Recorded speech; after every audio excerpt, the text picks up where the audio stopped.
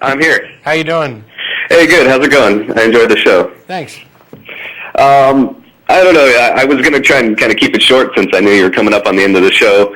But I was going to basically, I'm going to be going home for the holidays here, shortly. And I come from a pretty Christian household. And I haven't really come out of the closet as an atheist, so to speak, to them full on. But, they know that, I'm not going to church on a regular basis. Right. And, they kind of have some kind of inkling. But I didn't really want to go into the whole coming out thing just because I think that's kind of, it kind of depends on the person and their family and where they stand with them.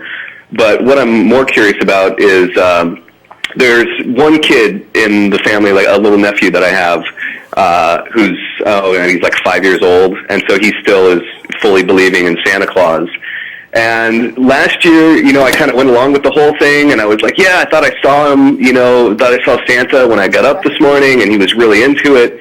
And I don't know, there's just part of me that wonders if I should keep helping to further that illusion, or, should I tell him, Jesus and Santa Claus are just the same kind of thing, so that when that kind of Santa Claus illusion is shattered, maybe the Jesus illusion is shattered a little bit too. I just know that he's being kind of indoctrinated with the religion stuff, and I'd like to maybe kind of put a little glimmer of doubt in his mind, at a young age.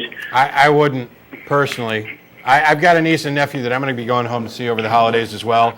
I've already come to terms with all of this and even spoken to my brother, and the thing is, I'm not going to be lying to my niece and nephew if they ask why Uncle Matt doesn't go to church, or I'm going to tell them, and if they ask what I believe, I'm probably going to send them to their dad to let him give the initial explanation, because they're not my kids. I understand what you're doing, what you'd like to do, and on some level I would agree, and I would even share that goal, but I think it's far better to teach your nieces, nephews, cousins, whatever, in a more abstract fashion about how to assess claims to determine whether or not they're real.